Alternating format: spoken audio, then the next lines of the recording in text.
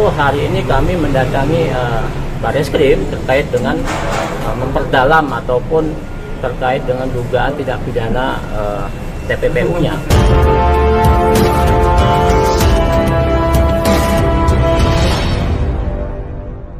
Ya baik, terima kasih rekan-rekan media sudah hadir kesempatan kali ini. Ya, hari ini kita mendatangi Direktorat Tindak Pidana Ekonomi Khusus lantai 5 terkait dengan laporan dugaan peristiwa pidana tindak pidana penipuan dan atau penggelapan untuk menguntungkan diri sendiri atau orang lain dengan maksud merugikan para korban, dalam ini robot trading ATG, yang mana kami mewakili dari 820 orang para korban robot trading ATG dengan kerugian mencapai 150 miliar rupiah.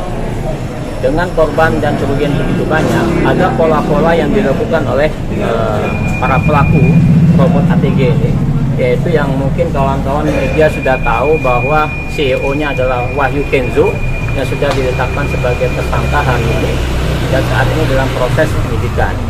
Nah, barang tentu hari ini kami mendatangi Barreskrim terkait dengan memperdalam ataupun terkait dengan dugaan tindak pidana TPPU-nya. Karena bagaimanapun juga kerugian korban adalah salah satu upaya dari kami untuk mengembalikan itu.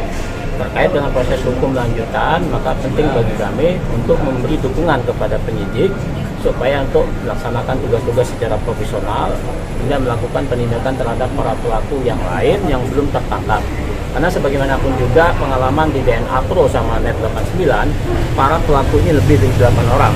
Nah, hari ini ada 3 orang tersangka, maka kita mendukung kawan-kawan dari penyidik Barreskrim untuk memperdalam peristiwa pidana ini sehingga memunculkan para tersangka barunya, termasuk terkait dengan mendalami proses tindak pidana pencucian uang yang juga dilibatkan kepada para public figure dan pejabat publik yang dalam hal ini memiliki hubungan dengan Wahyu Kenzo dan diduga menerima hasil dari kejahatan.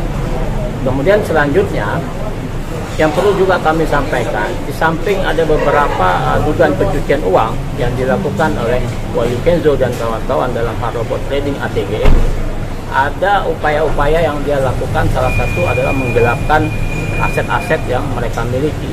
Nah, karena itu tadi kami sudah menyampaikan surat secara resmi ke PPATK untuk menelusuri aset-aset yang selama ini belum terungkap. Salah satunya adalah aset-aset yang diterima oleh kawan-kawan public figure yang diduga terlibat dalam hal ini. Karena pada saat kita tracking tahun 2021, disitulah keterlibatan public figure yang menurut pendapat kami itu merupakan hasil kejahatan dari Wahyu Kenzo dan harus dipertanggungjawabkan secara hukum. Nah, kemudian berikutnya terkait dengan pola ini, hari ini kita sudah saat ini dalam proses pembuatan EP, karena kawan-kawan tahu sendiri membuat EP begitu memakan waktu. Namun kita sudah memiliki surat dari Direktur Tindak Pidana Ekonomi Khusus sebagai aduan humas yang mana nantinya sebagai langkah awal. Namun nanti EP insya Allah malam ini selesai, maka nanti kita update selanjutnya. Berarti sudah diterima ya Bang laporannya? Sudah, tinggal masih dalam proses pengetikan dan lain-lain. Untuk itu tadi asetnya apa aja Bang? Kalau aset ya banyak ya, yang sudah tersita baik itu yang bergerak maupun tidak bergerak. Maka kita tadi menyampaikan ke PPATK ya untuk ditelusuri aset-aset, sudah kita kasih nomor rekeningnya, kemudian kita sudah kasih tahu di mana aset-aset itu. Maka barang tentu fungsi PPATK untuk men-tracking itu seperti itu, nanti PPATK koordinasi ke penyidik untuk melakukan penyitaan yang nantinya harapan kita dikembalikan kepada para korban. 8 orang siapa aja itu Bang? Public figure Bang. 8 orang siapa aja? Public figure 8 orang diduga namanya RH ya, yaitu Raffi Ahmad ya, Raffi Ahmad. Kemudian ada juga Atta Halilintar, kemudian ada juga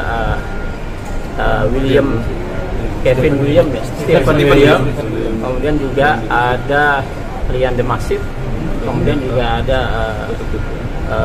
Judika, kemudian ada Dr. Tirta, kemudian ada Faisal dan Gus Miftah, Haji Faisal, yang terakhir Gus Miftah. Ada 8 public figure yang diduga terlibat memiliki hubungan dengan Wahyu Kenzo dan juga terlibat menerima uang dari Wahyu Kenzo yang merupakan hasil kejahatan. Motifnya sendiri apa bang? Motifnya, motif. Keterlibatan orang. Ya, mereka salah satu yang karena mereka diduga menerima itu, maka mereka salah satu yang kita sampaikan ke penyidik. Karena bagaimanapun juga, karena mereka menerima uang dari Wahyu Kenzo, karena dalam bentuk yang berbeda ya. Pertama seperti Raffi Ahmad, kemudian seperti Atta Halilintar, kemudian Stephen William.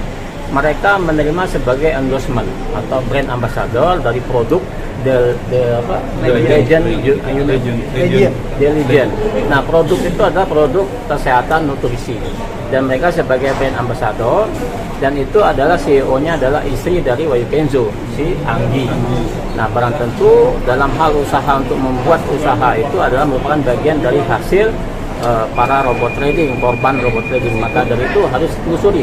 Karena mereka sebagai brand ambassador, maka barang tentu mereka mendapatkan sesuatu atau menerima sesuatu dari Wahyu Kenzo dan kawan-kawan.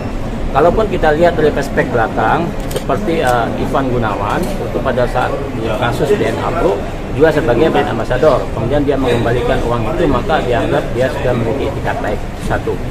Kemudian seperti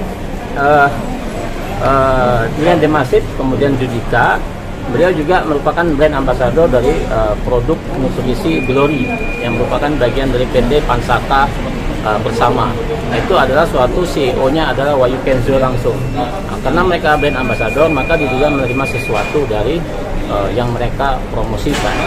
Kemudian yang berikutnya terkait dengan ulama Gus Miftah, dia menjual lelang seperti Atta Halilintar di Net 89, yaitu melelang belangkonnya seharga 900 juta. Kemudian Dr. Tika melelang melelang motor ya, motornya 120 juta. Kemudian Haji Faisal juga dia menerima hasil lelang 400 juta.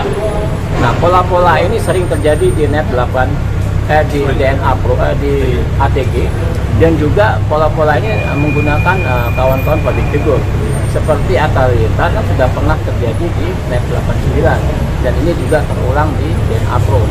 Nah, maka dari itu kita berharap kawan-kawan public figure ini dengan itikat baik membantu kami, membantu para korban, membantu para penyidik untuk mengungkapkan peristiwa hukum ini supaya terang benderang dan dapat mengembalikan aset-aset para korban.